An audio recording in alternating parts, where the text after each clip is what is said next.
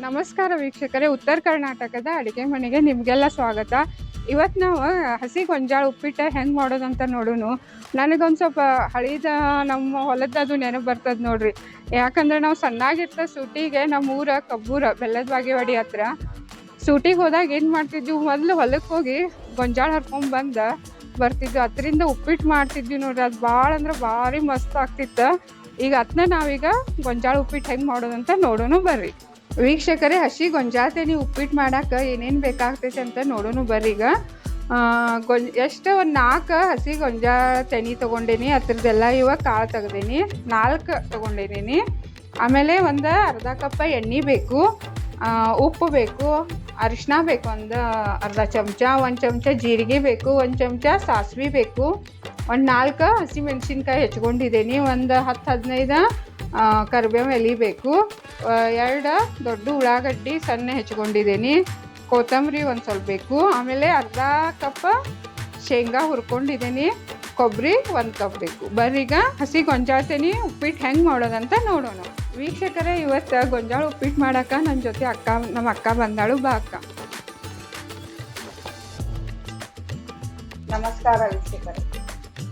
ನಮ್ಮ ಅಕ್ಕ ಅಂಗನವಾಡಿ ಟೀಚರ್ ಇದ್ದಾಳು. ಏನಂದ್ರೆ ಒಂದು 28 ವರ್ಷ ಆತೀಗ ಅಂಗನವಾಡಿ ಟೀಚರ್ ಆಗಿ ಸೇವೆ ಮಾಡಾಕತ್ತಾಳು. ಈಗ ಏನು ಮಾಡೋಣ ಅಂದ್ರೆ ಅಕ್ಕ ಉಪ್ಪಿಟ್ಟು ಮಾಡೋಣ.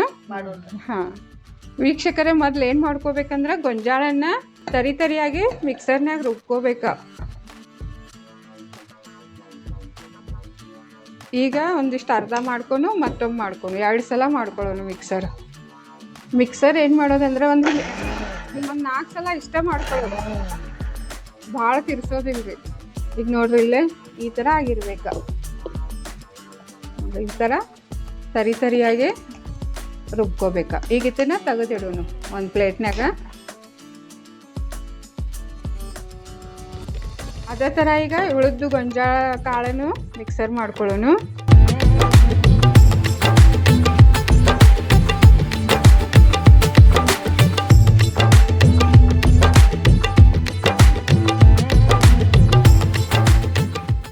ಅಕ್ಕ ಏನು ಮಾಡೋದಂದ್ರೆ ಈ ಗೊಂಜಾಳ ಕಾಳು ನೋಡ ಹಿಂಗೆ ತರಿಯಾಗಿ ರುಬ್ಕೊಳ್ಳೋದು ನೋಡಿ. ಈ ಥರ ರುಬ್ಕೊಂಡ ಈಗ ಏನು ಮಾಡೋಣ, ಇದನ್ನ ಒಗ್ಗರ್ಣೆ ಕೊಡೋಣ. ವೀಕ್ಷಕರೇ, ಮೊದಲ ಗ್ಯಾಸ್ ಹಚ್ಕೊನು. ಅಕ್ಕ ಕಡಾಯಿ ಕೊಡ್ತಿ. ಈಗ ಕಡಾಯಿ ಇಡೋಣ. ಈಗ ಸ್ವಲ್ಪ ಕಡಾಯಿ ಕಾಯಿಲಿ, ಕಾಯಾನ ಎಣ್ಣೆ ಹಾಕ್ಕೊಳ್ಳೋಣ. ಅಕ್ಕ ಈಗ ಕಡಾಯಿ ಕಾದೈತಿ, ಎಣ್ಣೆ ಹಾಕ್ಕೊಳ್ಳೋಣ. ಸ್ವಲ್ಪ ಎಣ್ಣೆ ಕೊಡ್ತಿ.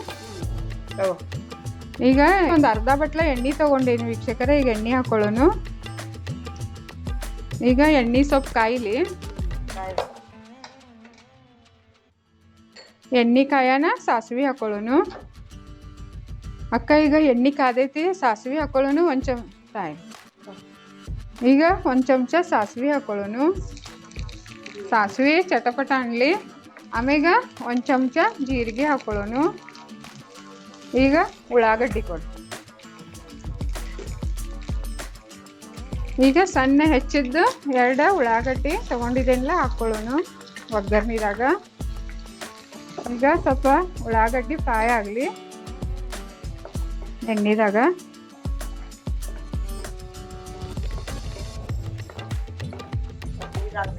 ಹಾಂ, ಫ್ರೈ ಆಗ್ಬೇಕು.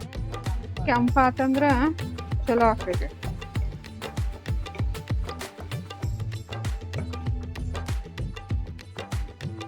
ಉಳ್ಳಾಗಡ್ಡಿ ಈಗ ಸ್ವಲ್ಪ ಫ್ರೈ ಆಗ್ಯಾವು. ಏನು ಮಾಡೋಣ ಅಕ್ಕ, ಮೆಣಸಿನ್ಕಾಯಿ ಹಾಕ್ಕೊಳ್ಳೋಣ. ಈಗ ಸಣ್ಣ 4 ಹೆಚ್ಚಿದ್ದು ಮೆಣಸಿನ್ಕಾಯಿ ಹಾಕ್ಕೊಳ್ಳೋಣ ಒಗ್ಗರ್ಣಿದಾಗ.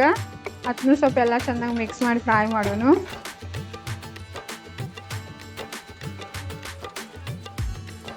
ಈಗ ಕರಿಬೇವು ಹಾಕ್ಕೊಳ್ಳೋಣ. ಕರಿಬೇವು ಒಂದು 10-15 ಎಲೆ ಕರಿಬೇವು ಹಾಕ್ಕೊಳ್ಳೋಣ. ಅದು ಸ್ವಲ್ಪ ಫ್ರೈ ಆಗಲಿ.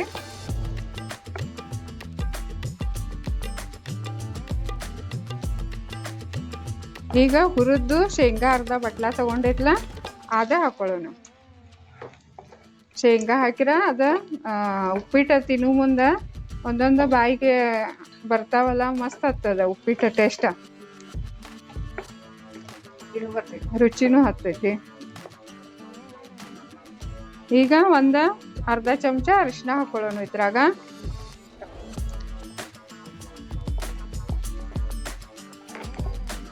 ಇನ್ನೊಂದು 2 ನಿಮಿಷ ಎಲ್ಲ ಚಲೋದಂಗ ಇದಾಗಲಿ ಫ್ರೈ ಆಗಲಿ.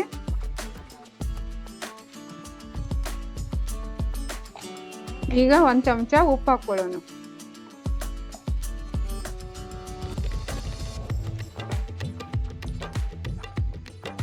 ಮತ್ತೊಮ್ಮೆ ಎಲ್ಲ ಚೆಂದಾಗಿ ಮಿಕ್ಸ್ ಮಾಡ್ಕೊಂಡು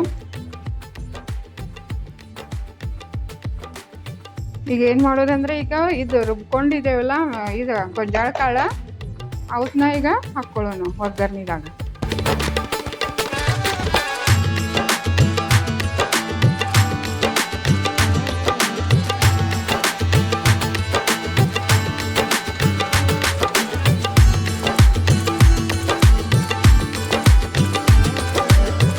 ಇದೀಗೆಲ್ಲ ಚಲೋದಂಗೆ ಮಿಕ್ಸ್ ಮಾಡ್ಕೋಬೇಕ.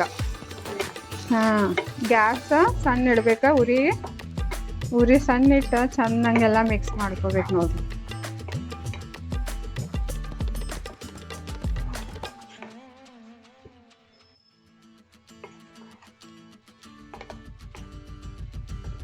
ಅಕ್ಕ, ನೀವು ಅಂಗನವಾಡ್ಯಾಗ ಸಣ್ಣ ಹುಡುಗರ್ನ ಸಂಭಾಳಿಸೋದಂದ್ರೆ ಒಂದು ದೊಡ್ಡ ಸಾಹಸ ಇರ್ಬೇಕಲ್ಲ, ಅಷ್ಟು ಹುಡುಗರು.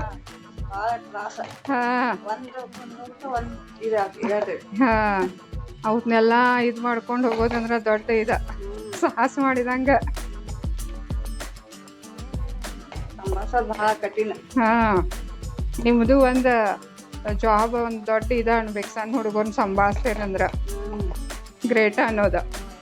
ಮನ್ಯಾಗ ಒಂದೆರಡು ಹುಡುಗರನ್ನ ನಮಗ ಸಂಭಾಳ್ಸಕ್ ಆಗುದಿಲ್ಲ, ಅದ್ರಾಗ ಒಂದು 15-20 ಹುಡುಗರ್ನ ಸಂಭಾಳ್ಸೋದಂದ್ರೆ ಏನು ಒಂದು ಹೋಗ್ತೈತಿ. ಅದೆಲ್ಲ ಎದ್ದು ಓಡ್ತೈತಿ.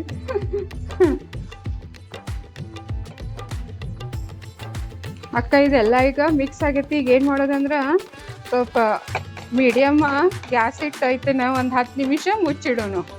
ಮುಚ್ಚಿಟ್ಟಾದ ಸ್ವಲ್ಪ ಎಲ್ಲ ಬೆಂದತೈತಲ್ಲ, ಗೊಂಜಾಳ ಕಾಳೆಲ್ಲ ಸ್ವಲ್ಪ ಬೇಯ್ತಾವು.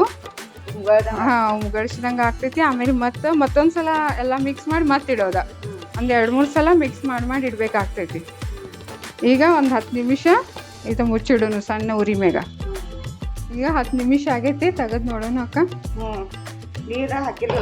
ನೀರಂದ್ರೆ ಏನಾಗ್ತೈತಿ, ಇದು ಗೊಂಜಾಳ ತೆನಿ ಹಸಿವು ಇರ್ತಾವಲ್ಲ, ಅದು ರುಬ್ಕೊಂಡಿರ್ತೇವಲ್ಲ, ಅದ್ರದ್ದು ಹಾಲು ಬಿಡ್ತೈತಿ. ಆಮೇಲೆ ನೀರು ಹಾಕ್ಕೊಳ್ಳೋದಿಲ್ಲ. ಎಣ್ಣೆಗ ಇದು ಮಾಡೋದೆಲ್ಲ ತಾಳ್ಸೋದು ಹಿಂಗ. ಆಮೇಲೆ ಅದು ಗೊಂಜಾಳ ರುಬ್ಬಿದ ಹಾಲನು ಇರ್ತದಲ್ಲ, ಅದ್ರಾಗ ಮತ್ತೆ ಹಿಂಗ ಹಬೆ ಮೇಲೆ ಬೇಯಿಸ್ಬೇಕಿದ. ಸ್ಟೀಮನು ಬಿಡ್ತೈತಿ, ಎಣ್ಣೆ ಇದ್ರಾಗ ಎಲ್ಲ. ಹಾಂ, ಅದು ಹಂಗೆ ಮಾಡ್ರೆ ಟೇಸ್ಟ್ ಆಗ್ತೈತಿ ಅದು ಉಪ್ಪಿಟ.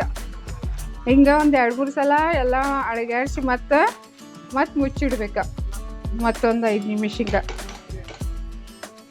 ಹೆಚ್ಚಂದ್ರೆ ಇದೀಗ ಹಿಂಗೆ ಹಬ್ಬೆದಾಗ ಬೇಯ್ಬೇಕಿದ. ಹಾಂ, ಈಗ ಇನ್ನೊಂದು 5 ನಿಮಿಷ ಇಡೋನು. ಆಮೇಲೆ ಮತ್ತೆ ತೆಗೆದು ನೋಡಿ ಮತ್ತೊಂದ್ಸಲ ತಿರ್ಸು ಇದು ಮಾಡೋಣ. ತೆಗೆದು ನೋಡೋಣ ಈಗ. ನೋಡಿ ಮಸ್ತಾಗಿಲ್ಲ ಅಂದ್ರೆ ಇದು ಒಂದು 2-3 ಸಲ ನಾವು ತೆಗೆದ ಎಲ್ಲ ತಿರ್ಸಾಡಿ ಮತ್ತೆ ಮುಚ್ಚಿಡ್ಬೇಕ. ಈಗ ಇದೆಲ್ಲ ಕುದ್ದೈತಿ, ಕಾಳನ್ನು ಎಲ್ಲ ಕುದ್ದಂಗೆ ಅನ್ಸತ್ತೈತಿ ನೋಡ್ರಿ. ಇನ್ನು ವೀಕ್ಷಕರೇ, ಈ ಥರ ಹಿಂಗೆ ಹಾಂ ಕುದ್ದಿರಬೇಕು. ಈಗ ಏನು ಮಾಡೋಣ ಅಂದ್ರೆ ಇದ್ರ ಮ್ಯಾಲೆ ಸ್ವಲ್ಪ ಕೊತ್ತಂಬರಿ ಹಾಕ್ಕೊಳ್ಳೋಣ. ಆಮೇಲೆ ಹಸಿ ಕೊಬ್ಬರಿ ಹಾಕ್ಕೊಳ್ಳೋಣ. ಭಾರಿ ಅನ್ನಿಸ್ತದ ಇದು ಹಸಿ ಕೊಬ್ಬರಿ ಕೊತ್ತಂಬರಿ ಹಾಕ್ತಿಲ್ಲ, ಮಸ್ತ್ ಆಗ್ತದ ಉಪ್ಪಿಟ್ಟ. ಬಿಸಿ ಇದು ಮಳ್ಯಾಗ ತಿನ್ನಾಕ ಮಳೆಗಾಲದಾಗ ಚಲೋ ಇದು. ಸಂಜೆಗೆ ಮಾಡಿ ತಿಂದ್ರೆ ಭಾರಿ ಅನ್ನಿಸ್ತದ ನೋಡಿ. ಒಂದು ಪ್ಲೇಟ್ ಉಪ್ಪಿಟ್ಟು ತಿಂದ 1 ಕಪ್ ಚಹಾ ಕುಡಿದ್ರ ಏನು ಕೇಳ್ತಿ, ಅಷ್ಟು ಚಂದ ಅನ್ನಿಸ್ತದ ಗರಂ. ಹಾಂ, ಆಯ್ತಾ. ಈಗಿತ್ತಿನ ಏನು ಮಾಡೋಣ, ಗ್ಯಾಸ್ ಬಂದ್ ಮಾಡೋಣ. ಆಗೈತಿದ ಗ್ಯಾಸ್ ಬಂದ್ ಮಾಡಿ ಸರ್ವ್ ಮಾಡೋಣ ಈಗಿತ್ತಿನ.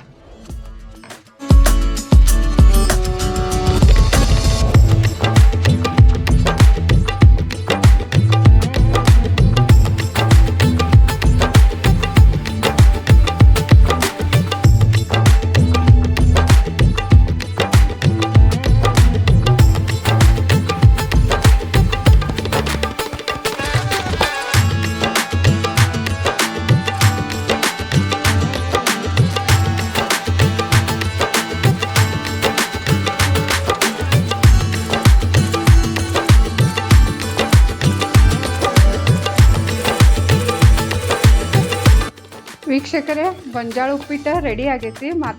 ಮಾತಾಡ್ಕೋತ ಹೆಂಗೆ ಅಷ್ಟು ಲಘು ರೆಡಿ ಆಯ್ತು ಗೊತ್ತಾಗಲಿಲ್ಲ. ನೋಡಕ್ಕ ಹೆಂಗಾಗೈತೆ ಅಂತ ಟೇಸ್ಟ್ ಮಾಡಿ.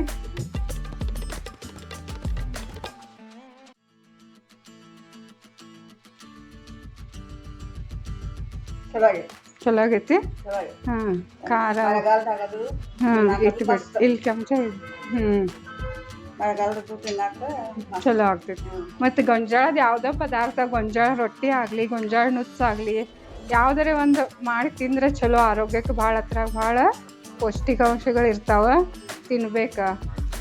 ವೀಕ್ಷಕರೇ, ನನ್ನ ಗೊಂಜಾಳ ಉಪ್ಪಿಟ್ಟು ವಿಡಿಯೋ ನಿಮ್ಗೆ ಚಲೋ ಅನಿಸಿರ ಲೈಕ್ ಮಾಡಿರಿ, ಸಬ್ಸ್ಕ್ರೈಬ್ ಮಾಡಿರಿ ಮತ್ತು ಎಲ್ಲರಿಗೂ ಶೇರ್ ಮಾಡಿರಿ. ಧನ್ಯವಾದಗಳು.